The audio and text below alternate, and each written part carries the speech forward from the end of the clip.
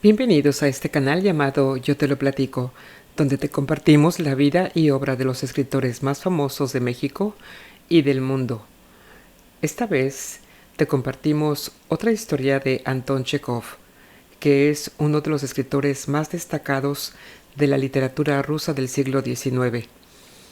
Entre sus obras más famosas tenemos La cigarra, La sala número 6, El monje negro, La dama del perrito, que ya te hemos compartido en este canal, y hoy te presentamos La casa con ático.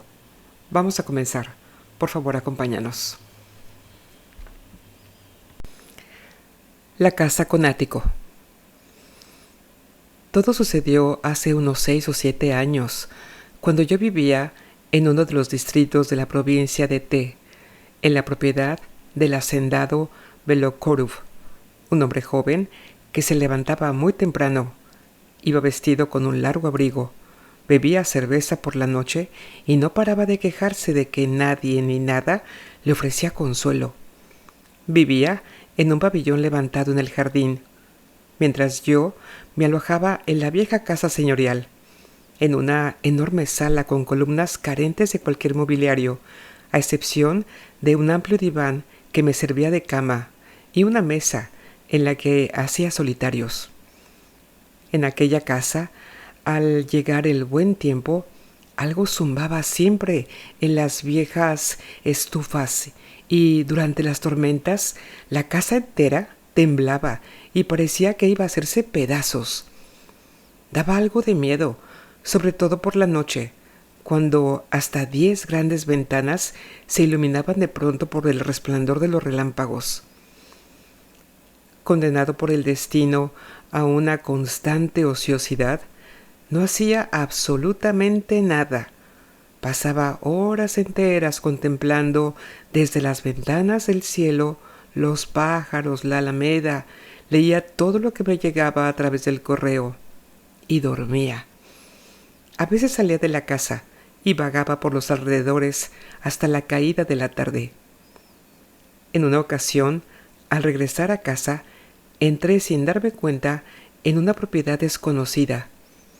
El sol ya se había puesto y sobre el centeno florido caían las sombras vespertinas. 2 filas de altos y viejos abetos, plantados muy cerca unos de otros, se alzaban como 2 muros compactos, formando una sombría y bella alameda. Atravesé con facilidad la cerca y me adentré en el sendero, deslizándome sobre las agujas de los abetos que cubrían la tierra con una capa de varios centímetros de espesor. En el lugar reinaban la oscuridad y el silencio. Tan solo en las copas de los árboles temblaba algún brillante rayo dorado que se irisaba en las telas de araña. Los abetos exhalaban un olor intenso, sofocante. Al poco tiempo me interné en una larga alameda de tilos. También allí tenía todo un aspecto abandonado y viejo. Las hojas del pasado año susurraban tristemente bajo mis pies, y las sombras se extendían entre los árboles a la luz del crepúsculo. A la derecha, en un viejo jardín con árboles frutales, resonaba el débil y desganado canto de una oropéndola, probablemente vieja también. Al poco tiempo, las hileras de tilos desaparecieron. Pasé junto a una casa blanca con terrazas y ático, y de pronto surgieron ante mí un patio señorial, un amplio estanque con caseta de baño, una multitud de verdes sauces y una aldea en la otra orilla del estanque, con un campanario alto y estrecho en cuya cruz se reflejaban los rayos del sol poniente. Por un instante se apoderó de mí la sensación de que estaba contemplando un cuadro familiar y conocido, un panorama ya visto en algún momento de la infancia. Junto al blanco portón que separaba el patio de los campos circundantes, viejo, fuerte y adornado con leones de piedra, había 2 muchachas.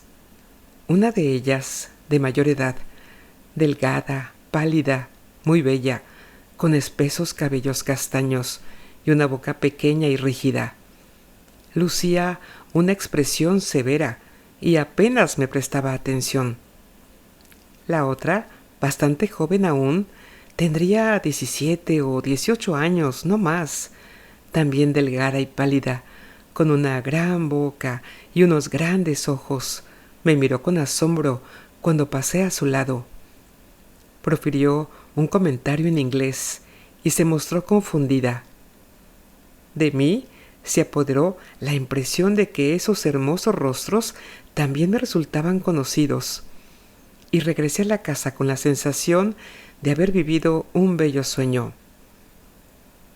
Poco tiempo después, cuando paseaba a mediodía con Belukurov por los alrededores de la casa, entró en el patio de manera inesperada, susurrando sobre la hierba.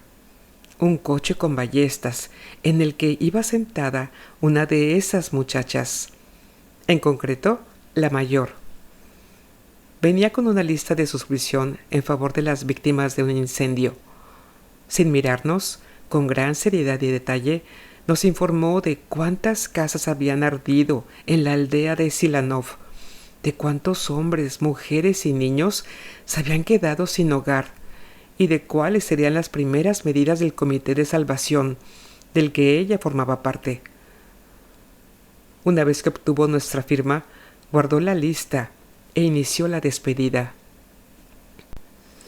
«Nos ha olvidado usted por completo, Petrovich», le dijo a Belokurov, tendiéndole la mano. «Venga a vernos y traiga a su acompañante, si es que quiere ver cómo viven los admiradores de su talento y se digna visitarnos. Tanto mi madre como yo nos sentiremos muy reconocidas». Hice una reverencia. Cuando se marchó, Petrovich me contó algunas cosas. Esa muchacha, según sus palabras, era de muy buena familia y se llamaba Lidia. En cuanto a la hacienda en la que vivía con su madre y su hermana, recibía el nombre de Shelkova, lo mismo que la aldea de la otra orilla del estanque. En el pasado, el padre había ocupado un puesto importante en Moscú y había muerto con el grado de consejero privado. A pesar de su buena posición, la familia vivía en la aldea de manera permanente, tanto en verano como en invierno, y Lidia trabajaba como profesora en la escuela rural de Shelkovka, actividad por la que percibía 25 rublos mensuales.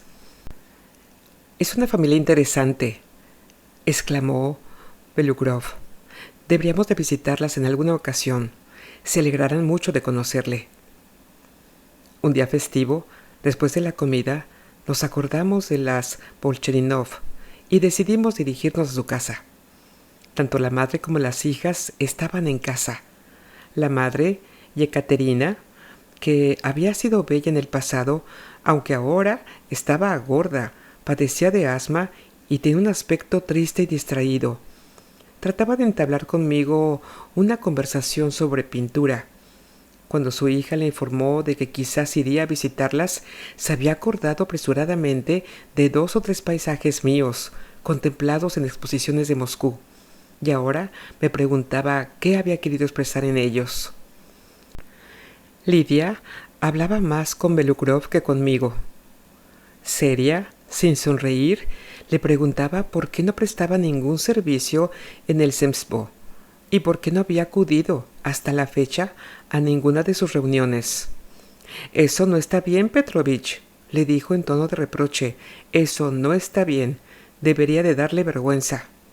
«Tienes razón, Lidia, tienes razón», convino su madre. «Eso no está bien». «Todos nuestros distritos se encuentran en manos de Balagin», continuó Lidia, dirigiéndose a mí. «Él mismo es presidente del consejo y ha repartido todos los cargos del distrito entre sus sobrinos y yernos, de modo que puede hacer cuanto se le antoja. Hay que luchar. Los jóvenes deberían componer un partido fuerte, pero ya ve usted qué jóvenes tenemos. Debería darles vergüenza, Petrovich».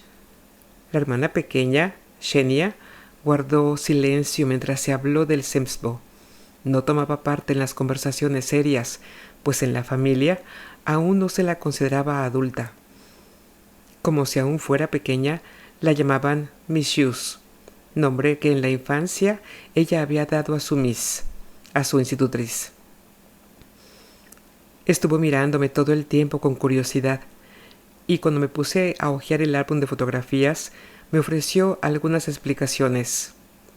«Ese es mi tío, ese es mi padrino», decía, al tiempo que pasaba los dedos por los retratos y me rozaba infantilmente con su hombro, permitiéndome contemplar muy de cerca su pecho débil, poco desarrollado, sus finos hombros, su trenza y su cuerpo delgado, ceñido con fuerza por el cinturón. Jugamos al croquet y paseamos por el parque. Tomamos el té y estuvimos largo rato cenando. Después de la enorme sala vacía con columnas, me sentía a gusto en esa pequeña y acogedora casa en cuyas paredes no había oleografías y donde a la servidumbre se le trataba de usted.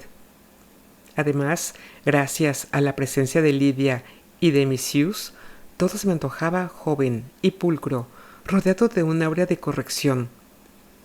Después de la cena, Lidia volvió a hablar con Belugurov del Semsbo, de las bibliotecas escolares. Era una muchacha vivaz, sincera, convencida, y sus conversaciones resultaban interesantes, aunque hablaba mucho y en voz demasiado alta. Probablemente había adquirido esa costumbre en la escuela. En cambio, Petrovich, que desde los tiempos de estudiante estaba habituado a convertir cualquier conversación en una discusión, hablaba con indiferencia, desapasionamiento y prolijidad, mostrando un claro deseo de aparecer como una persona inteligente y avanzada. En un determinado momento, volcó la salsera en la manga y sobre el mantel apareció una gran mancha. No obstante, al parecer, solo yo reparé en ese hecho. Durante el camino de regreso a casa, todo estaba oscuro y en silencio. La buena educación consiste no en no volcar la salsa sobre el mantel, sino en no darte cuenta cuando lo hace otro, exclamó Belugurov y suspiró. Sí, una familia encantadora, inteligente. ¿Cuánto me he apartado de las buenas sociedades? ¿Cuánto me he apartado de la gente? Y es que tengo tantos quehaceres, me paso el día ocupado. Habló de lo mucho que debe trabajar una persona cuando quiere convertirse en un agricultor ejemplar. Pero yo pensaba, qué hombre tan indolente y perezoso. Cuando hablaba con seriedad de algún asunto, arrastraba con esfuerzo la E, y así era como trabajaba, con lentitud, desgano y constantes retrasos.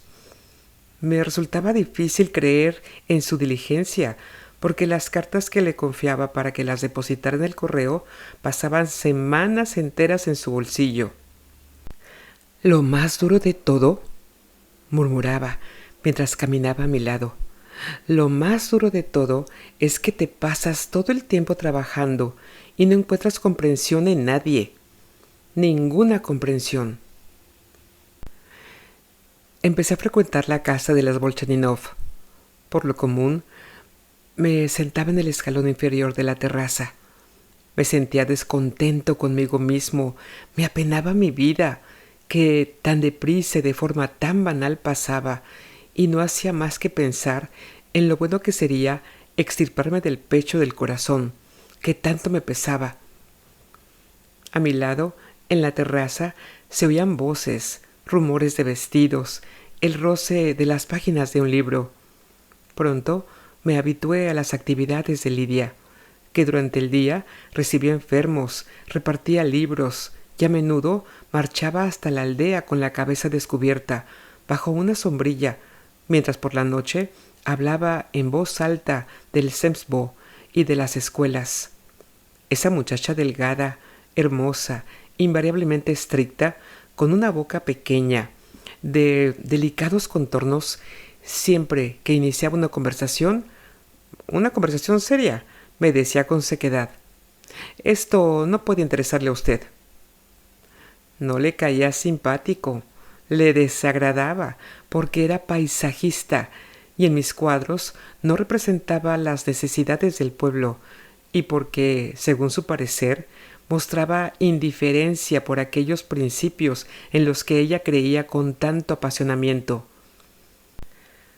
Recuerdo que en una ocasión, a orillas del lago Baikal, conocí a una muchacha buriata que iba montada a caballo y vestía camisa y pantalones azules de tela china. Le pregunté si quería venderme su pipa. Mientras hablábamos, ella contemplaba con desprecio mi rostro europeo y mi sombrero.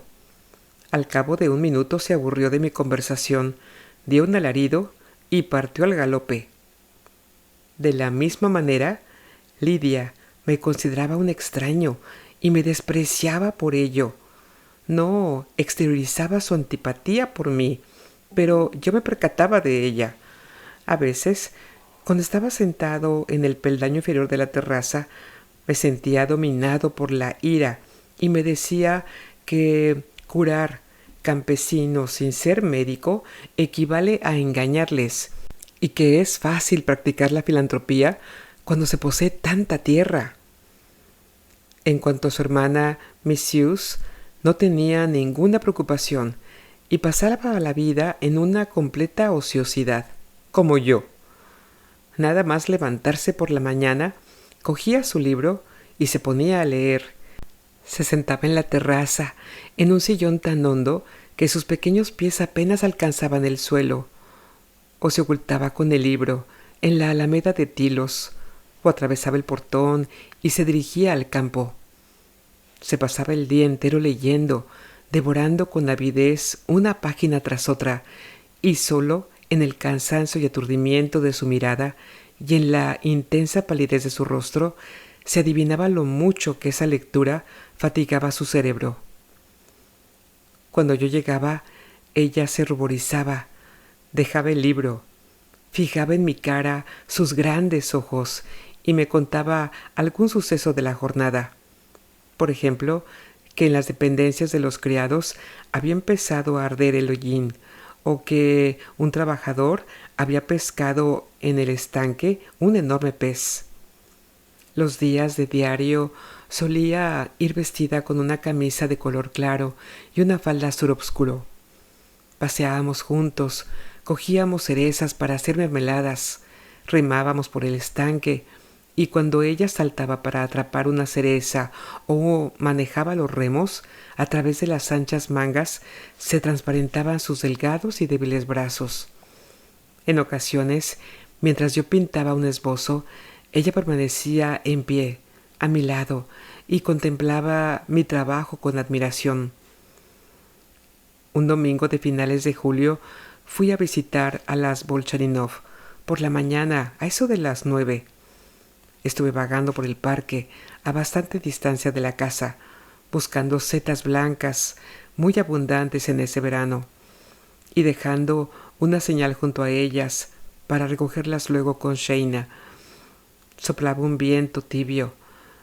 Al poco rato vi cómo Sheina y su madre, ambas con vestidos de domingo de color claro, regresaban a casa desde la iglesia. Xenia sujetaba con la mano su sombrero para que el viento no se lo llevara. Más tarde oí cómo tomaba el té en la terraza. Para mí, una persona desocupada, en busca de una justificación para su constante ociosidad, esas festivas mañanas veraniegas en nuestras haciendas poseían un especial atractivo.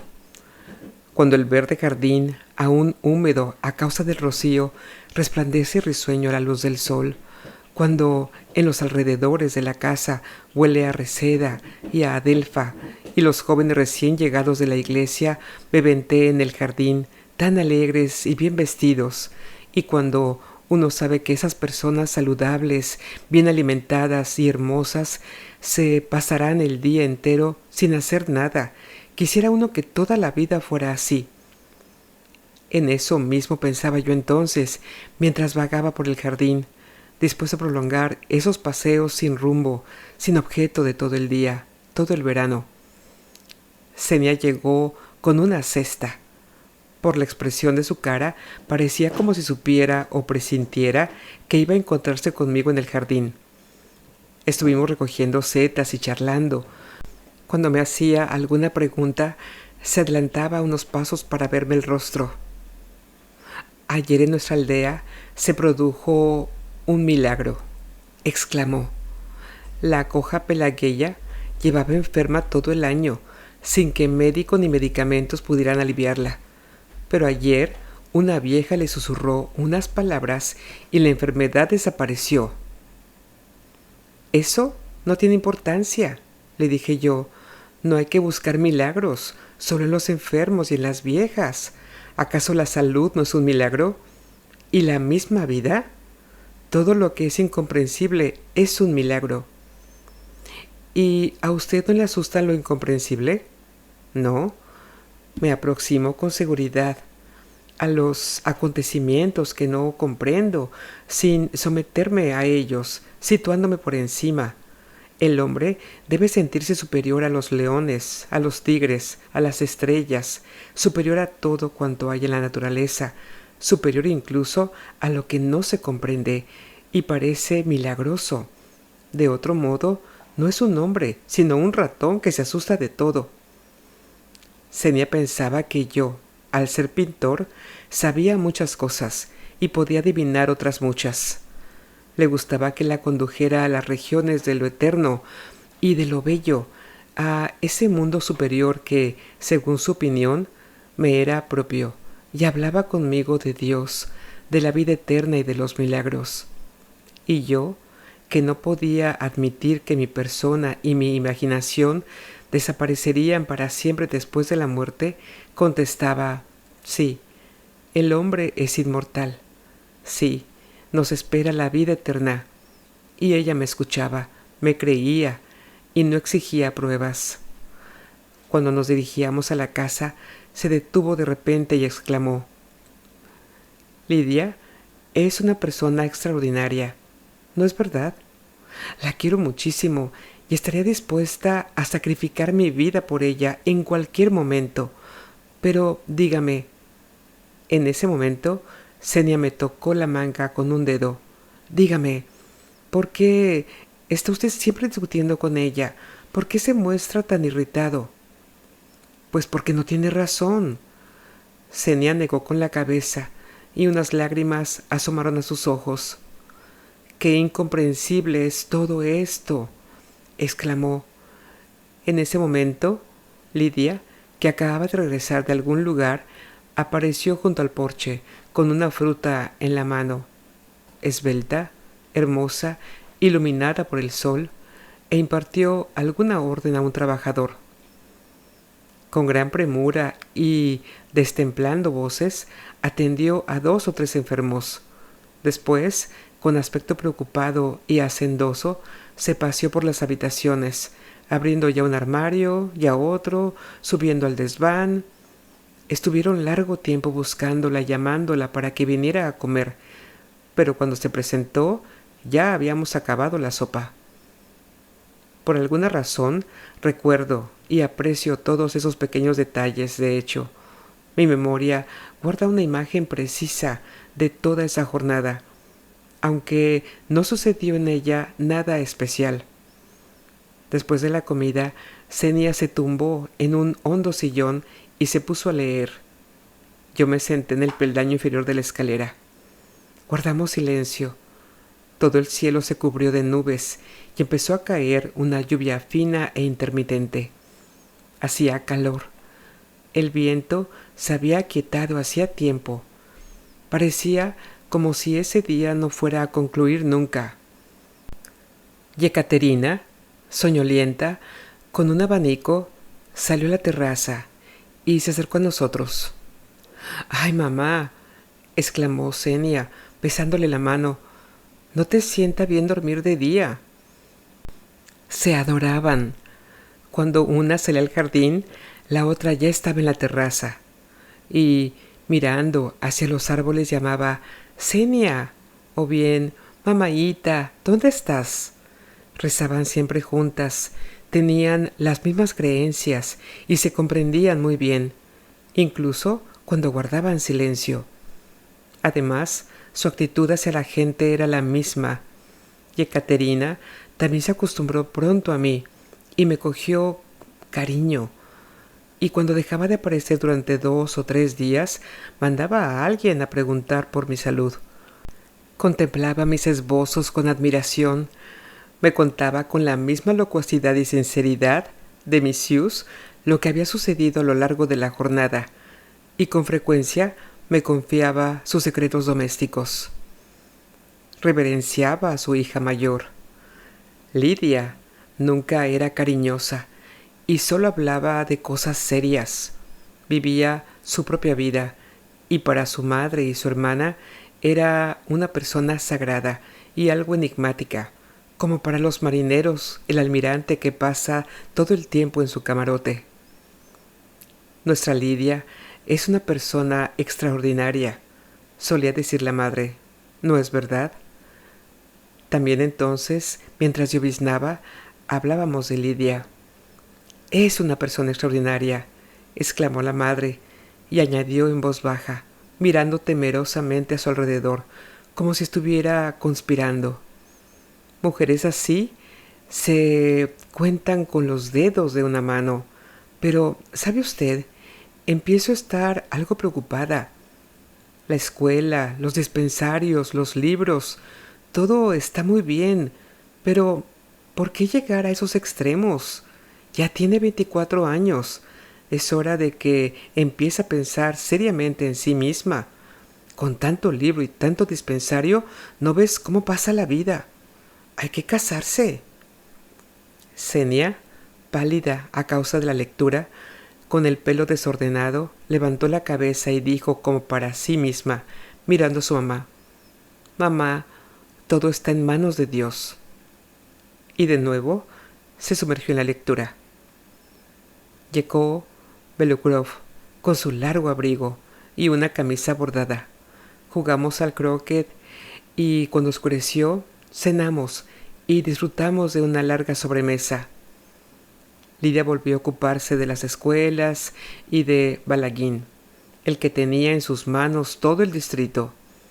Esa noche, al salir de la casa de las Bolchaninov, tuve la impresión de que había gozado de un día festivo largo, larguísimo, pero también me asaltó el triste convencimiento de que todo en esta vida, por muy largo que sea, tiene un fin.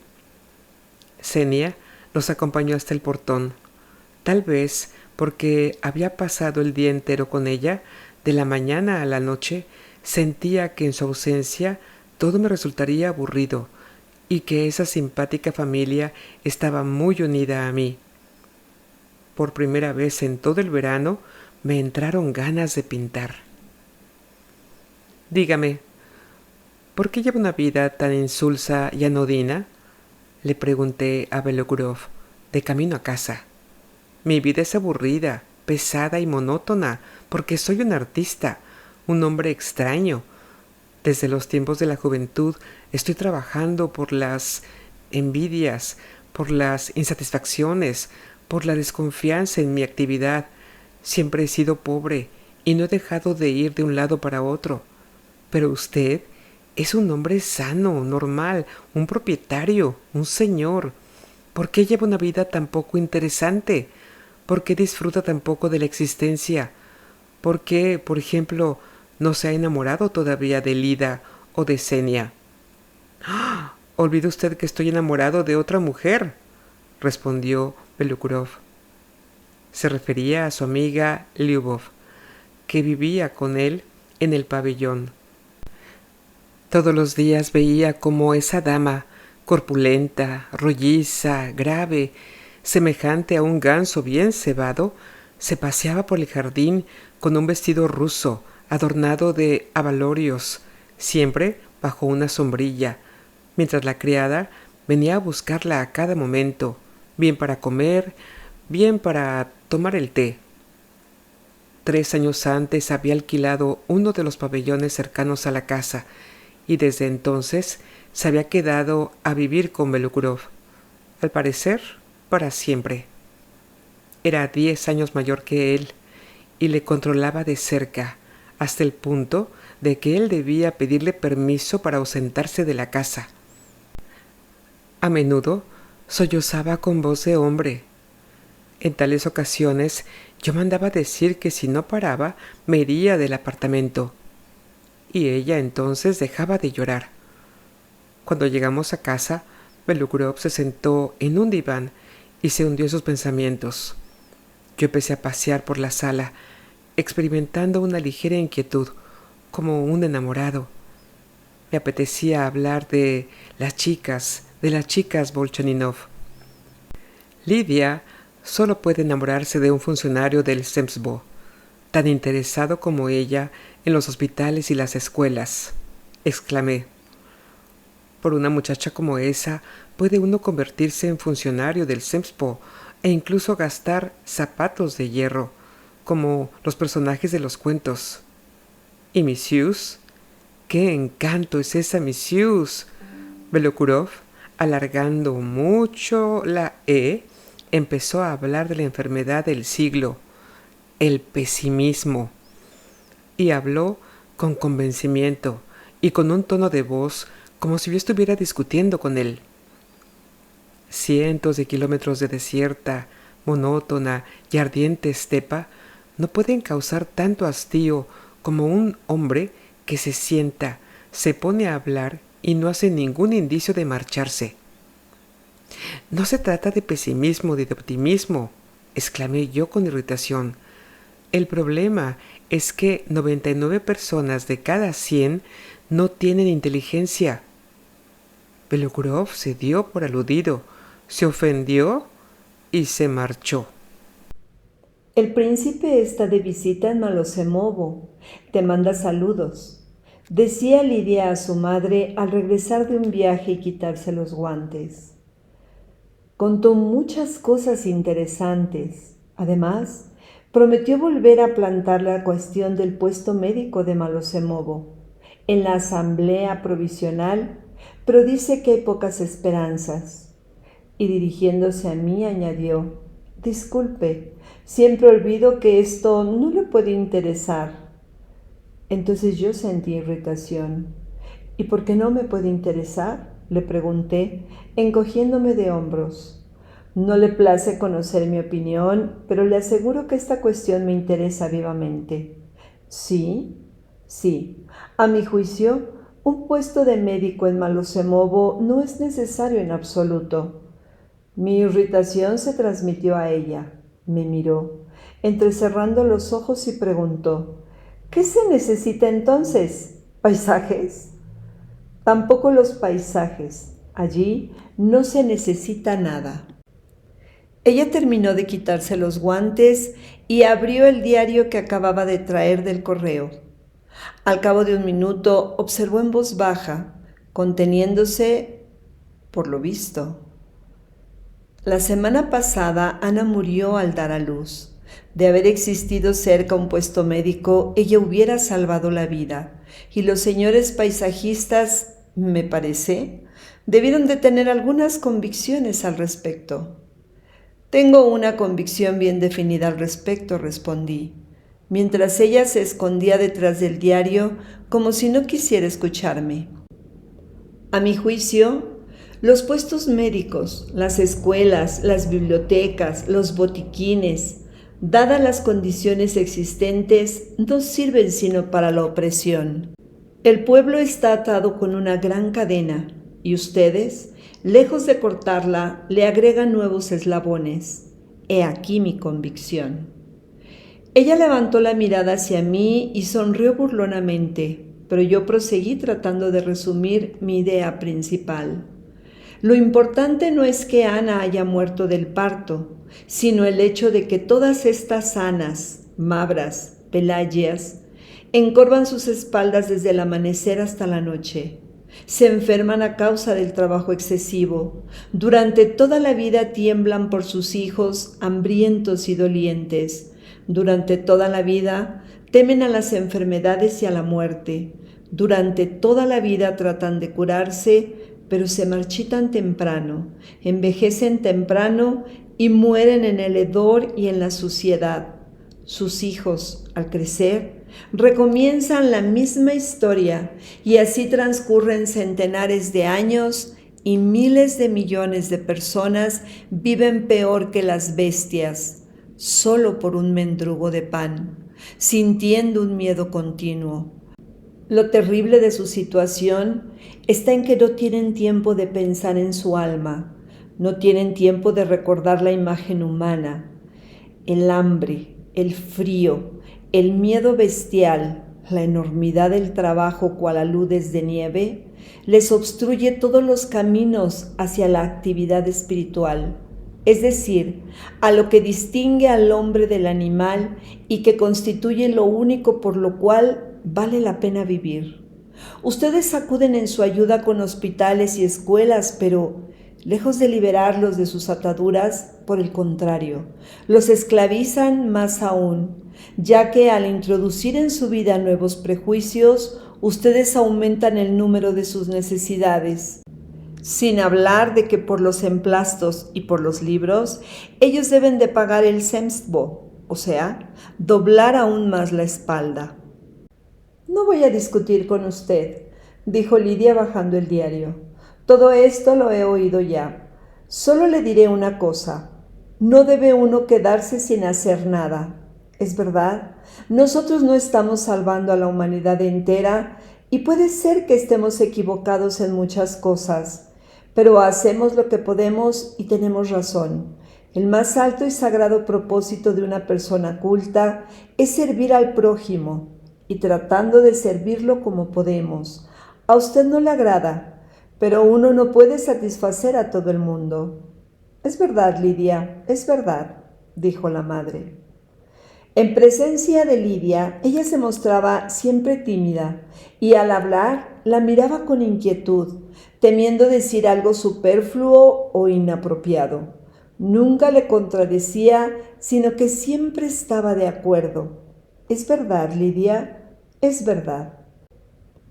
La alfabetización de los mujiks, los libros con míseras instrucciones y máximas, y los puestos médicos no pueden disminuir la ignorancia ni la mortalidad, de la misma manera que la luz de las ventanas no puede iluminar este enorme jardín, proseguí. Ustedes no aportan nada. Con su intromisión en la vida de esta gente, ustedes no hacen sino crear nuevas necesidades, nuevos motivos para el trabajo. Dios mío, pero es que hay que hacer algo, dijo Lidia con fastidio, y por su tono se podía deducir que ella consideraba insignificantes mis razonamientos y además los despreciaba. Hay que liberar a la gente del pesado trabajo físico, sostuve. Hay que aliviar el yugo, darles un respiro, para que no pasen toda su vida junto a los hornos, las artesas y el campo, sino que tengan también tiempo de pensar en su alma, en Dios, y que puedan manifestar en forma más amplia sus condiciones espirituales. La vocación de todo hombre está en la actividad espiritual, en la constante búsqueda de la verdad y del sentido de la vida. Hagan, pues, que les sea innecesario el brutal trabajo de bestias. Permítanles sentirse en libertad y verán entonces que estos libritos y botiquines son, en realidad, una burla. Una vez que el hombre sea consciente de su auténtica vocación, solo podrán satisfacerles la religión, las ciencias, las artes y no estas menudencias. ¡Librarlos del trabajo!, sonrió Lidia. ¿Acaso ello es posible? Sí. Encárguese de una parte del trabajo de ellos. Si todos los habitantes de la ciudad y del campo, todos, sin excepción, consintiéramos dividir entre nosotros el trabajo que en general realiza la humanidad para la satisfacción de sus necesidades físicas, a cada uno no le correspondería quizá más de 2 o 3 horas por día. Imagínese que todos, los ricos y los pobres, trabajamos solamente 3 horas por día y el tiempo restante nos queda libre. Imagínese también que para depender menos aún de nuestro cuerpo y trabajar menos, inventamos máquinas que nos reemplazan en ciertas labores y tratamos de reducir la cantidad de nuestras necesidades hasta el mínimo. Nos templamos a nosotros y a nuestros hijos para no temer al hambre y al frío, y no tener que temblar constantemente por la salud de ellos, como tiemblan Ana, Mabra y Pelaya. Imagínense que no nos curamos, que no mantenemos farmacias, ni fábricas de tabaco, ni fábricas de bebidas alcohólicas. ¿Cuánto tiempo libre nos queda? Todos, en común, dedicamos este ocio a las ciencias y a las artes, de la misma manera como a veces todos los mujiks de una aldea se unen para arreglar el camino. Nosotros, mancomunados todos, buscaríamos la verdad y el sentido de la vida y, estoy seguro de ello, la verdad sería descubierta muy pronto. El hombre se liberaría de este constante, penoso y deprimente miedo a la muerte y aún de la misma muerte. Usted, sin embargo, se contradice, observó Lidia. Habla de las ciencias, pero antes negaba la alfabetización. La alfabetización que solo sirve al hombre para leer los letreros de las tabernas y a veces los libros que no entiende. Esta alfabetización se mantiene en nuestras aldeas desde los tiempos de Petrushka. Hace ya tiempo que sabe leer, mientras que el campo quedó igual que en la época de Rurik. No es la alfabetización lo que necesitamos, sino la libertad para una amplia manifestación de capacidades espirituales. No son las escuelas lo que necesitamos, sino universidades. Pero usted niega también la medicina. Sí, ella solo sería necesaria para el estudio de las enfermedades como fenómenos de la naturaleza y no para su tratamiento. Hay que curar no las enfermedades, sino sus causas. Anulen la causa principal, el trabajo físico, y no habrá enfermedades. No reconozco la ciencia que cura, continúe exaltado. Las ciencias y las artes, cuando son auténticas, no aspiran a lograr propósitos temporales o particulares, sino que tienden hacia lo eterno y lo universal. Buscan la verdad y el sentido de la vida, buscan a Dios y el alma. Pero cuando se las ata a las necesidades y los problemas del día, a los botiquines y a las bibliotecas, ellas no hacen sino complicar y entorpecer la vida. Tenemos muchos médicos, farmacéuticos, juristas. Mucha gente sabe ahora leer y escribir, pero carecemos totalmente de biólogos, matemáticos, filósofos, poetas. Toda la inteligencia, toda la energía espiritual se fueron gastando para la satisfacción de las necesidades temporales, para la satisfacción de necesidades pasajeras nada más. Los sabios, los escritores y los pintores están abarrotados de trabajo. Merced a ellos, las comodidades de la vida crecen cada día. Las necesidades del cuerpo se multiplican, mientras que la verdad queda lejos todavía. Y el hombre sigue siendo el animal más feroz y menos pulcro. Y todo contribuye para que la humanidad, en su mayoría, se degenere y pierda para siempre su vitalidad. En estas condiciones la vida de un pintor no tiene sentido, y cuanto más talento tiene, tanto más extraño e incomprensible es su papel, ya que resulta que él trabaja para la diversión de un animal feroz y sucio, sosteniendo el orden existente. Y yo no quiero trabajar y no trabajaré. No precisamos nada, que se hunda la tierra en el infierno. Misus, vete a tu cuarto, dijo Lidia a su hermana, considerando por lo visto mis palabras como dañinas para una señorita tan joven. Genia miró con tristeza a la hermana y a la madre y salió. Estas lindas cosas se dicen comúnmente cuando quieren justificar su indiferencia, dijo Lidia. Negar hospitales y escuelas es más fácil que curar y enseñar. Es verdad, Lidia, es verdad, asintió la madre. Usted amenaza con dejar de trabajar, continuó Lidia. Por lo visto, aprecia usted altamente sus obras. No discutamos más. Nunca llegaremos a un acuerdo, ya que la más imperfecta de las bibliotecas o farmacias a las cuales se refirió usted con tanto desprecio, para mí es más importante que todos los paisajes del mundo. Y enseguida, dirigiéndose a la madre, habló en un tono muy distinto. El príncipe está muy delgado y ha cambiado mucho desde que estuvo en nuestra casa. Lo mandan a Fiqui. Ella contaba a su madre las cosas acerca del príncipe para no hablar conmigo. Su cara ardía y para ocultar su agitación se inclinó hacia la mesa como miope y aparentó leer el diario. Mi presencia era desagradable, así que me despedí y me retiré. Afuera todo era paz. La aldea del otro lado del lago dormía ya. No se veía ninguna lucecita y solo en el agua brillaban apenas los pálidos reflejos de las estrellas. Junto al portón de los leones, inmóvil, Genia me esperaba de pie para acompañarme un trecho.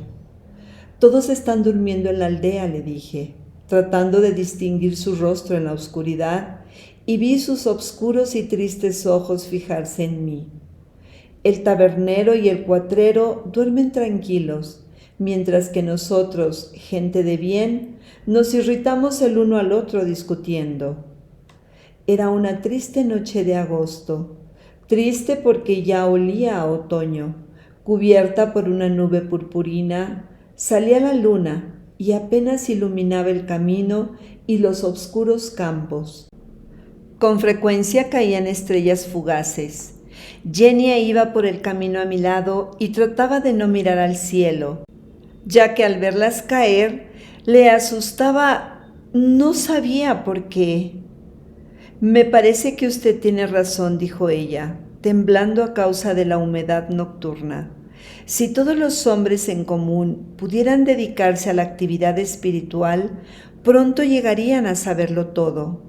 Naturalmente, somos seres superiores y sí, efectivamente, si tuviésemos conciencia de toda la fuerza del genio humano y viviésemos solo para propósitos supremos, al final seríamos como dioses.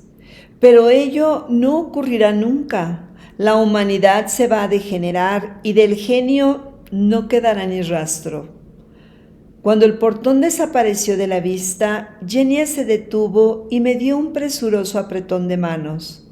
«Buenas noches», dijo temblando. Solo una blusa liviana cubría sus hombros y ella se encogió de frío. «Venga mañana». Sentí angustia al pensar que me quedaría solo, irritado, descontento con la gente y conmigo mismo. También yo traté de no mirar a las estrellas fugaces.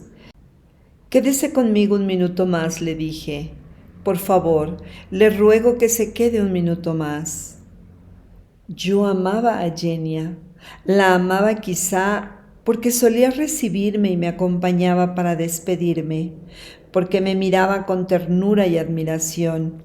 Cuán bellos y conmovedores eran su rostro pálido, su cuello fino, sus delgados brazos, su fragilidad, su ocio, sus libros. ¿Y su inteligencia? Yo sospechaba en ella una inteligencia notable. Admiraba la amplitud de sus ideas, quizá porque ella pensaba de otra manera que la hermosa y severa Lidia, que no me quería. Yo le agradaba a Genia como pintor, conquisté su corazón con mi talento y sentí un apasionado deseo de pintar solo para ella, soñando con ella como mi pequeña reina, que junto conmigo poseería estos árboles, aquellos campos, toda la niebla, el alba, esta naturaleza maravillosa y encantadora, pero entre la cual me sentí hasta entonces desesperadamente solo e inútil. «Quédese un minuto más», supliqué, «le imploro». Me quité el abrigo y cubrí sus hombros helados. Temiendo mostrarse fea y ridícula con el gabán masculino, ella se lo quitó riendo, y entonces la abracé y comencé a besar su cara, sus hombros, sus brazos. «Hasta mañana», susurró ella, y con cuidado, Como si temiera alterar el silencio de la noche, me abrazó muy fuerte. Tengo que contarlo todo enseguida a mamá y a mi hermana, pues no tenemos secretos entre nosotras. Me da mucho miedo. No por mamá, ella lo quiere, pero Lidia... Y se dirigió corriendo hacia el portón. ¡Adiós!, gritó. Luego, durante unos 2 minutos la oí correr. No tenía ganas de volver a casa y además no sabía para qué volver allá. Me quedé parado un rato, meditando, y desanduve lentamente el camino para dirigir una mirada más a la casa en que vivía ella. Simpática, ingenua y vieja casa que parecía mirarme con las ventanas de su ático y comprenderlo todo. Pasé por delante de la terraza, me senté en un banco junto a la plazoleta, bajo un añoso olmo, y desde la oscuridad contemplé la casa. Las ventanas del ático donde vivía Missus ilumináronse con una luz brillante, luego con otra tenue y verde. La lámpara fue cubierta con una pantalla. Moviéronse algunas sombras. Me sentí embargado de ternura, silencio y satisfacción conmigo mismo, satisfacción por haberme apasionado y enamorado. Pero al mismo tiempo me molestaba la idea de que allí mismo, a pocos pasos de mí, en una de las habitaciones de la casa, vivía Lidia. Lidia que no me quería y quizá hasta me odiaba. Yo estuve esperando que saliera Yenia, y al aguzar el oído me parecía oír hablar a alguien en el ático. Transcurrió cerca de 1 hora. La verde luz se había apagado y las sombras dejaron de verse. La luna ya se encontraba alta, encima de la casa, e iluminaba el jardín durmiente y los caminitos. Las dalias y las rosas en el parterre, frente a la casa, veíanse con nitidez y parecían todas del mismo color. El aire se hacía muy frío. Salí del jardín, levanté del suelo mi sobretodo y me encaminé lentamente a mi casa. Al día siguiente, cuando llegué por la tarde a la casa de las Bolchaninov, la puerta de vidrio que daba al jardín estaba abierta de par en par. Me senté en la terraza, esperando que detrás del parterre, en la plazoleta o en una de las alamedas no tardara en aparecer Yenia, o bien desde alguna de las habitaciones llegara a oírse su voz. Luego pasé a la sala, al comedor. No había ni un alma. Del comedor, a través de un largo pasillo, fui al vestíbulo. Luego me dirigí nuevamente al comedor. En el pasillo había varias puertas y detrás de una de ellas resonaba la voz de Lidia. En la rama de un árbol pronunciaba ella en voz alta y arrastrando las sílabas, probablemente dictando. «¿Quién está ahí?», llamó de repente al oír mis pasos. «Soy yo». «Ah, disculpe, no puedo salir ahora. Estoy dando clase a Dasha». «¿Ekaterina Pavlova estará en el jardín?». «No, ella y mi hermana partieron esta mañana de visita a nuestra tía en la gobernación de Penza y en invierno probablemente irán al extranjero», añadió después de una pausa. «En la rama de un árbol, bien ufano y contento, ¿lo escribiste, Dasha?». Salí al vestíbulo y sin pensar en nada me quedé de pie mirando el lago y la aldea. Mientras llegaba a mis oídos, con un queso en el pico, estaba el señor Cuervo. Y me fui de la finca por el mismo camino por el que había venido por primera vez, solo que esta vez lo hice en sentido contrario. Primero del patio al jardín, por delante de la casa, luego por la avenida de los Tilos. Allí me alcanzó corriendo un chicuelo y me entregó una esquela. Le conté todo a mi hermana y ella exige que me separe de usted. Estaría por encima de mis fuerzas apenarla con mi desobediencia. Que Dios le dé a usted mucha felicidad y perdóneme». Perdóneme, por favor. Si supiera usted con cuánta amargura lloramos, mamá y yo. Luego la oscura avenida de abetos, el cerco caído, por el campo donde aquella vez florecía el centeno y vociferaban las codornices, ahora vagaban las vacas y los caballos trabados. Allá y acá, sobre las colinas, verdeaba intensamente la sementera de otoño. Invadióme un humor sobrio y prosaico, y sentí vergüenza por todo lo que había hablado en casa de las Bolchaninov, y volví a sentir el tedio de la vida. Al regresar a casa, hice las maletas y por la noche partí para Petersburgo. No he vuelto a ver a las Bolchaninov.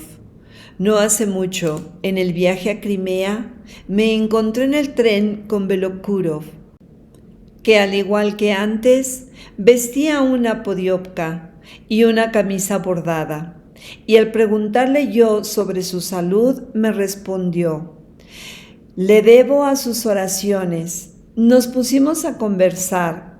Había vendido su finca y comprado otra más pequeña a nombre de Ivanovna.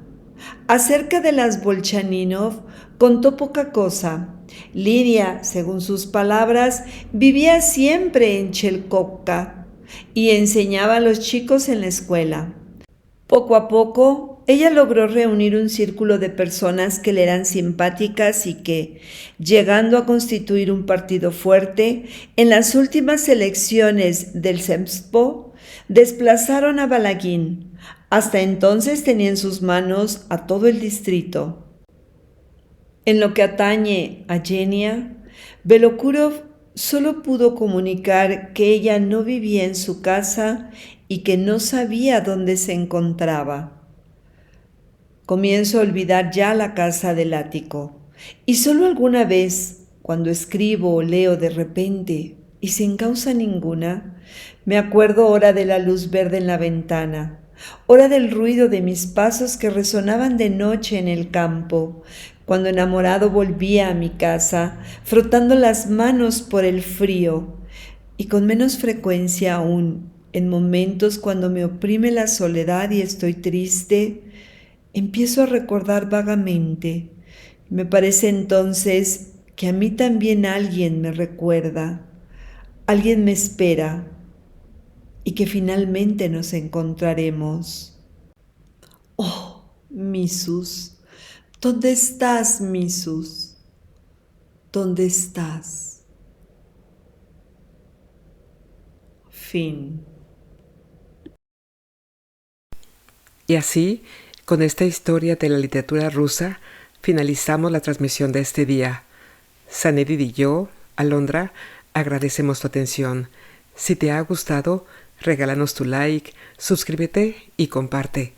También tus comentarios son muy importantes. Gracias y hasta muy pronto.